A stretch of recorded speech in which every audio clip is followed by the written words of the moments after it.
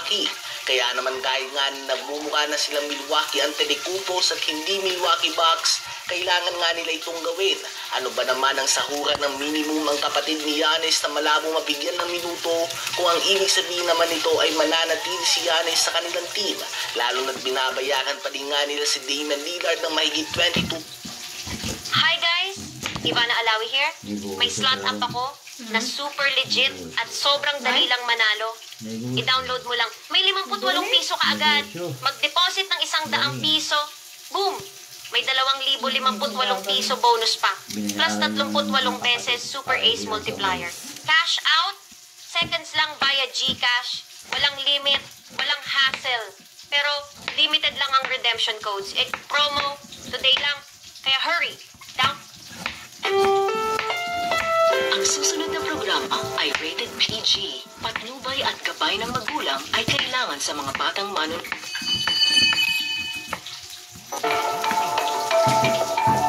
May lalaking nagpa-x-ray. Noong lumabas ang resulta, ay kutsilyo. Hindi ako makapag-apply ng trabaho dahil sa sitwasyon ko. Malapit sa kanyang baga. Paano naman nangyari ito? Hindi ko kasi in-expect na meron palang nakabaon sa likod ko. Nalaman ko lang nagpa-check up ako para mag-apply ng trabaho. Ito ay malapit sa aking baga. Galing lang ako sa pestahan sa amin. Pauwi na ako sa bahay. Marami kasing siga sa bahay namin. Napagpalipan ako. Akala ko nang una, saksak lang. Hindi ko akalain na bumaan pala yung kutsilyo. Yan.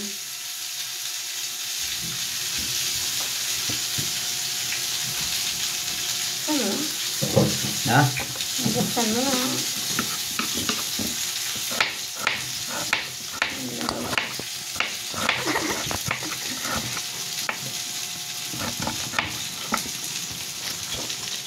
Gusto na na. TikTok. Ha? Oo, di pa.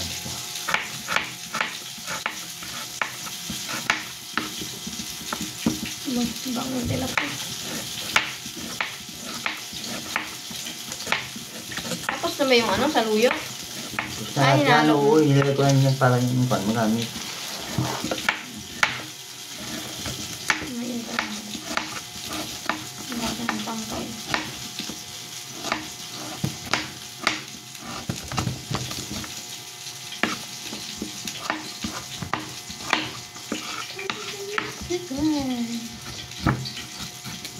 Banding, pag-respray. Nagluto.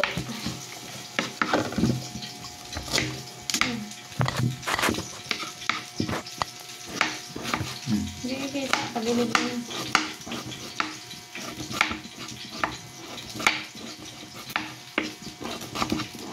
I-asad mo kasi dito, para hindi ka kita.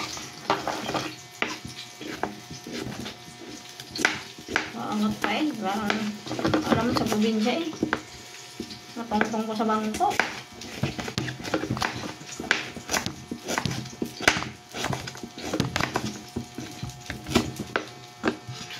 Miss ko na to eh. Tagal na natin din ang kain ito.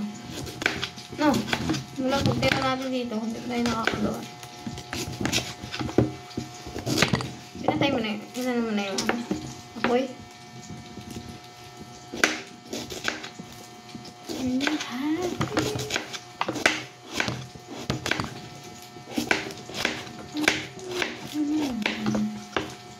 Ayan siguro ito. Mission mo. Ha? Ayan ako. Yung pinakaayaw ko kumain eh. Ikaw din. Napaka-uti.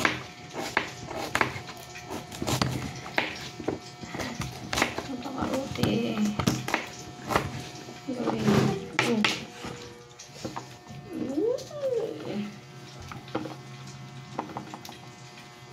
Pwede na to. Ayun na, ayaw ko dahil pag inuutusan ako ni mama maghimay nito eh. Ay nako, kung maghihimay.